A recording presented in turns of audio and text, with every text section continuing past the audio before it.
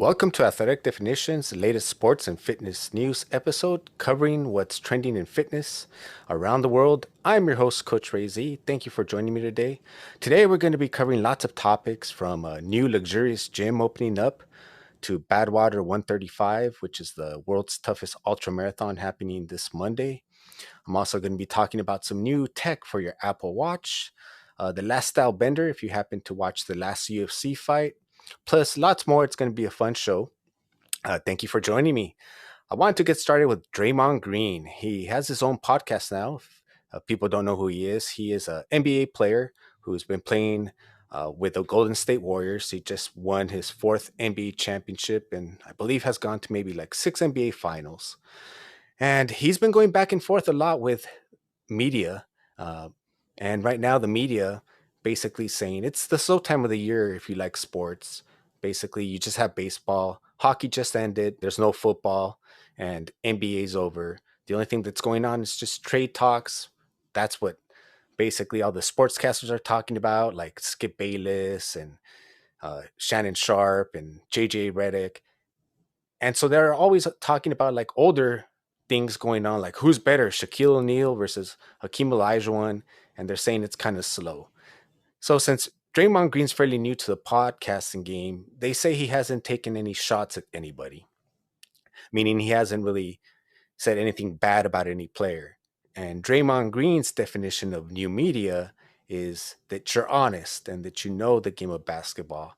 And it's funny because they keep going back and forth. A lot of NBA players or a lot of professional players saying, you don't have the right to talk about the game because you never played the sport. And then now some of the media guys are, I've heard, go back to Draymond Green saying, well, you don't have the right to be a podcaster because you don't have any media credentials and you didn't graduate from school for media. But to me, new media has been since social media came out. Now we speak and can communicate with our athletes that we like, that we're fans of in different ways than we did previously before. And now with the verification that all social media has added, like with that blue check that you know it's actually Kevin Durant, if he's not using a burner account, or Tom Brady, whoever you like, that to me has really changed the game. But since they keep going back and forth, and now I'll knock you out verbally, Draymond, if you come on my podcast or if you go on this podcast or vice versa. And really, podcasting has been around since 2004. So it's now 18 years old, and there has been no change up until Fireside. So to me, Fireside is the new media. Fireside has the ability to have an audience, it has the ability to bring up someone and they can talk and video. This is my invitation to you, Draymond Green. I invite you to come on my show. Let's talk some sports, get a feel for Fireside, and then from there, you will truly be in the new media. And then you could bring on Skip Bayless and everybody else, and that would be an entertaining show. That is something you cannot do on even modern television or, you know, Instagram, you can leave comments, or YouTube, but you can't actually interact with the audience that way. And this is the new medium. I invite you. And also, since ESPN, they're like, oh, it's a so time of year, and they have to debate who's better, Hakeem Olajuwon or Shaquille O'Neal. That's because you guys don't cover a lot of sports that are real sports. You guys rather cover poker or Texas Hold'em.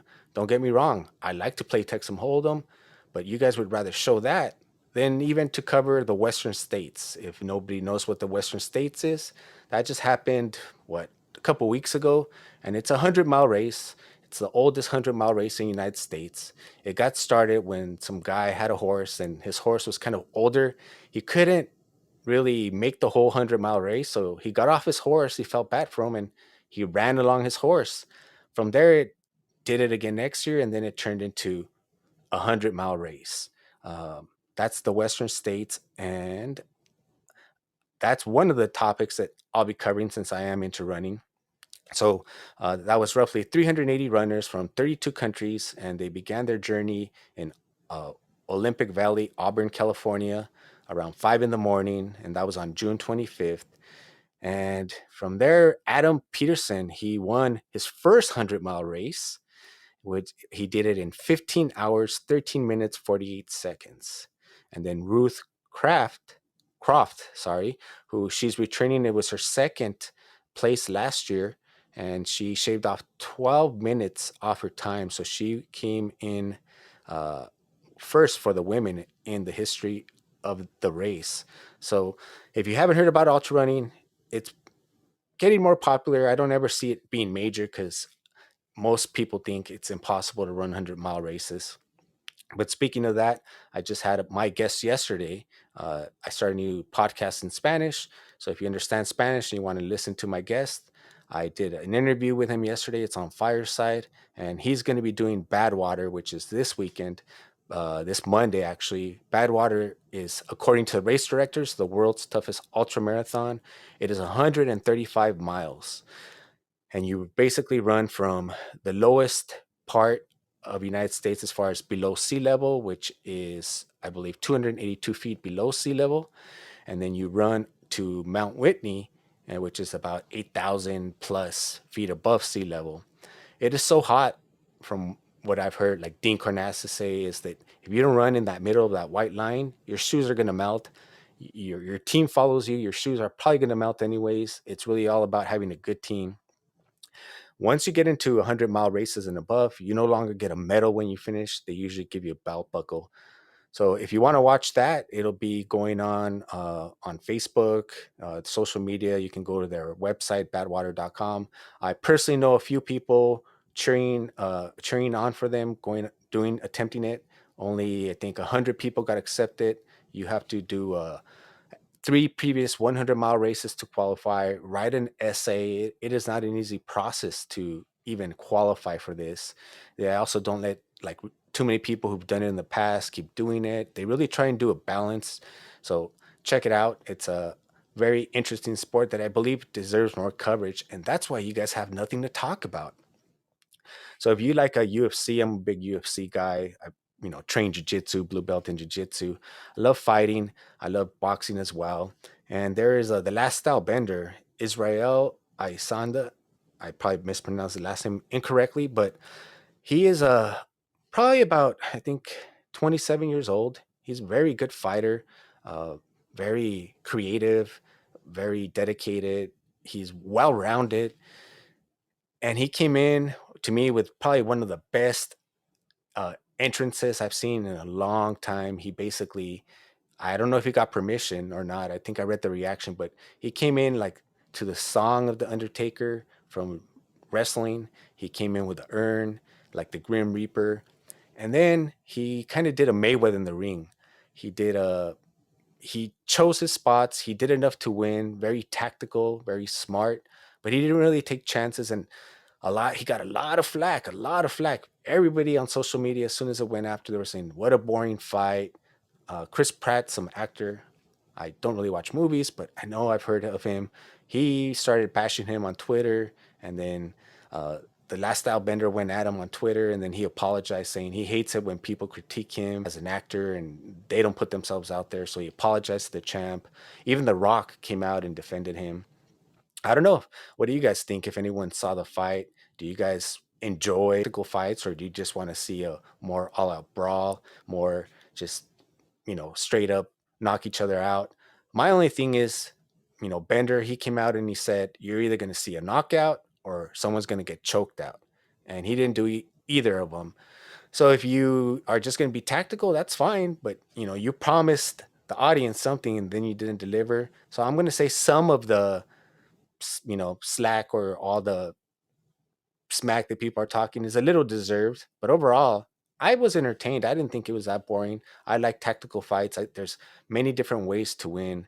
There's smart ways, and then there's just like, you're just gonna go all out, and they're both very entertaining. So TMZ put out this story maybe about an hour ago, and they're saying that walking like a dog is the new fitness trend going around. And I saw some results of people doing it for a while, and from after a while, from doing the walking like a dog, you can start doing like an L sit, which is where you're basically just holding up your own body weight, and then you can lift your legs. And they're saying it's the new crazy workout. So TMZ, obviously you guys need somebody new in your fitness department, feel free to reach out to me. We could work something out. I'm going to say that walking like a dog is not a new fitness trend. It's actually been around for a while. Maybe you guys just ran out of some stories. I'm going to say that this really, really kind of was popular around maybe 2016, 2017, which isn't even that long ago. At the time, Conor McGregor was training with Portal or Portal, and he was like this movement challenge specialist. And at the time, that was like when Conor McGregor got really famous for like flapping his arms, like kind of sideways and going back and forth. And Portel, his whole thing of training, if you've ever looked into him, he basically did it like breakdancing when he was younger. He took a little bit of like every different art and kind of blended it together, and he calls it movement training. So to me, I don't see anything different that what he's doing, because I see a lot of it originate from martial arts. In jiu-jitsu, we do bear crawls, spider-mans, all different movements that are basically animal movements. You're replicating animals. A lot of the old martial arts, they have those traditional martial arts names like snake and crane, crouching tiger, all those movements from animals. A lot of, I don't know if some of it's just like poetic history and they try and make it sound, more poetic, but they'll say that a lot of the arts developed from watching animals or watching, like, say, snow fall from a tree. I've read that jujitsu originated originally from someone in Japan seeing snow fall from a tree. From there, they came up with a concept. That concept, they started training. From there, it went, I forget his name. He went to Brazil, and then that's where he started training with the Gracies, and it just went to a different level. So to me, that's not something new, but I do recommend it. Just being able to move in all different ways, keeping your body completely limber. If you haven't tried it, try Googling it, or just try YouTubing like just animal movement, natural movement. It's just basically like a good mixture of everything from capoeira to dance to break dancing to replicating movements, and you do get physically strong because there's so many parts of our bodies, muscles that we just don't use, and literally it's use it or lose it. And it's because we're mostly sitting down all day like I am now. I had a corporate job for like over 10 years, so I was in that cubicle life. And I that's one of the reasons more why I got into fitness even more, is because that lifestyle is just so bad for us. So I love tech, and I have an Apple Watch. I'm working on getting a guest that reached out to me regarding an app that they came out with for the Apple Watch. It's very cool, but my watch is a little older. It's a Series 3. So on this information I'm giving you, you're going to have to check to see what it works for. But it's called the Aurora Strap 2. And it's an attachment that you can buy for your Apple Watch, and it runs for $149 on their website. But basically, it goes on like on the back of your watch, and with this, you can track more things than your watch doesn't track. For example, I can track fat, muscle, water, and other changes over a period of time. Because there are limitations to this. There's plenty of other apps like Map My Run, Strava, Map My Workout, different ones, but you have to manually enter your water intake and all those different things. So if you're into tech, check that out and then let me know. Or if you have it, and since it says strap two, I've never heard of one. If you happen to have it, you're more than welcome to come up and let us know what you think.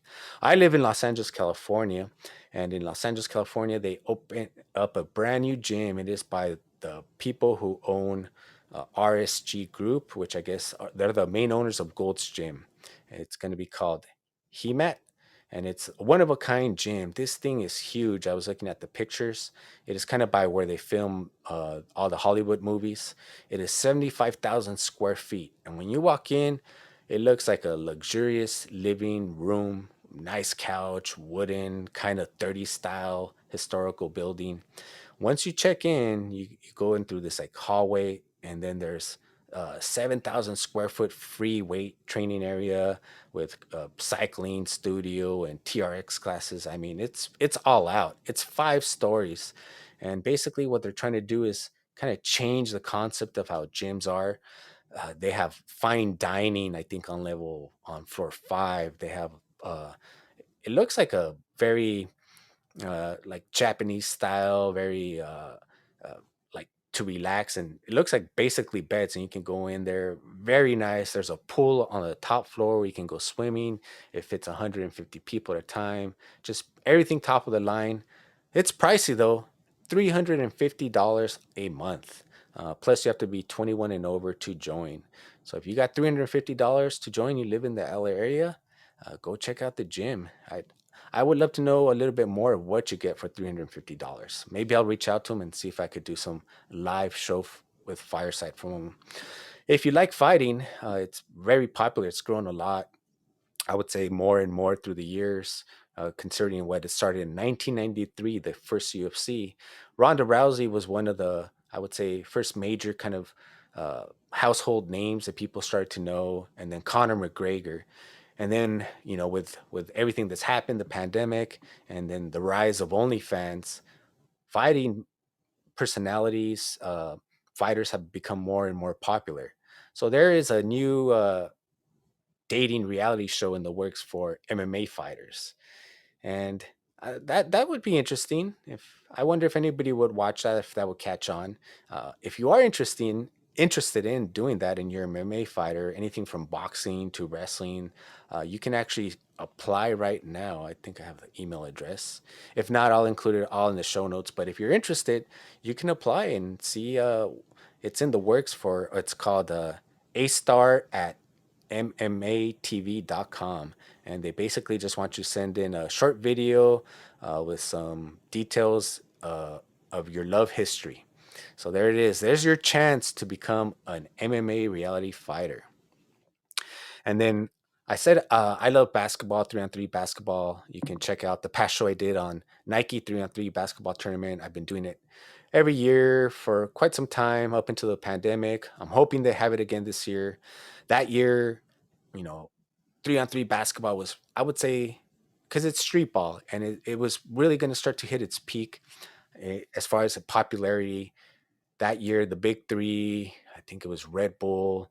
It was Kevin Garnett owns Hoop It Up, and they called it the LA Street Festival. And then the Nike 3-on-3 tournament they all have elite divisions, and the winner of each division was going to get to go and play in this tournament, and then the winner of that tournament would get to go and represent the United States in the Olympics, because of the Olympics now added 3-on-3 basketball. So I went to the LA Street Fair, LA Street Basketball.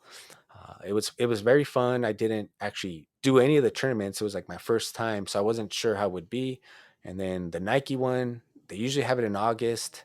So far on their website, they haven't announced anything. So I said, just to help the sport grow, the big threes, basically retired NBA players that play at 3-on-3 basketball. It's created by Ice Cube. I was going to check to see if they had any games in LA this year. They do not, unfortunately. Otherwise, I wanted to go. But if you want to check out their games, I believe they have a deal with what is it that starts with a Z, the one that does all the fights. Also Paramount, or on YouTube. You can go to their YouTube channel, and today they're going to be streaming all three games that they have.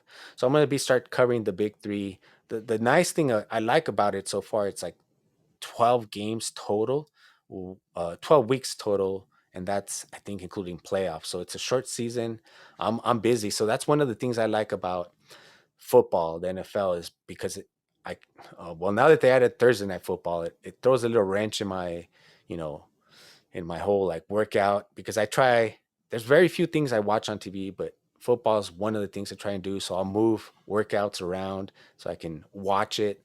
I love just to analyze it, even though I've never really played the game like on that level. But I worked in Vegas in the casino as a bookie, so it's just something I like to do. Just watch football. It's a good pastime, and I'm going to be covering the big three, watching the games, letting you know who I think is going to win. So if you're into the big three, you're also more than welcome to come up. Let me know what you think. You can, anyone in the audience who would like to come up, mention anything, or comment on any of the stories I mentioned, or any fitness trend thing that you like on your watch, any of the coaches, if you would pay $350 to join a gym, if you like the tech on the watch, anything like that, you're more than welcome to come up. I'm happy to hear any comments. If not, this is a something I've been doing, I would say, for the last month. The sports and fitness trends around the world. It's going to vary from a little bit of different sports and tech. And so far, from what I could see, at least on the podcast replays, people are enjoying it. So thank you, everybody for joining me. I've been having some audio issues for, I don't know, maybe 6 episodes. So I'm hoping this one sounds good and we're good to go. So I'm going to kind of keep it short because I've done some long episodes and then later the audio doesn't come out good. So I'm kind of testing it here, but I wanted to do the show. If the audio comes out good, I'll probably be back later for my other show. I usually try and do 2 shows on Friday. So my shows vary, but you can always count to see me here on Friday, depending on my work schedule. I usually try and do like 3 to 4 shows per week. If you want to know exactly when the next show will be sure to follow me here on Fireside to be alerted. I will be having a show coming up this Monday with my co-host Ty, which is Drunks. It's about doing a beer review along with running or earning your workout. This Monday, I will not be able to drink. I will get like a stunt double because I got bitten by a dog on 4th of July and spent my whole 4th of July in the hospital. So if you want to hear and know what happened on that, check out What to Do When Dogs Bark on Fireside. You can just check on my history and see that episode. I just did that one yesterday. So I will be having the stunt double for me to drink, and Ty will be doing the review. I will be there, but I just can't drink because I'm on medication, antibiotics, in case there's some sort of a basically allergic reaction from the bacteria from the dog biting me. It's good times. So be sure to join me on Monday. And as I said, I might be here later. And thank you, everybody, for joining me. It's been fun. Have a great weekend. Thank you, everybody in the audience. Till next time, this has been Coach Ray Z, Athletic Definition, episode 126 or 27.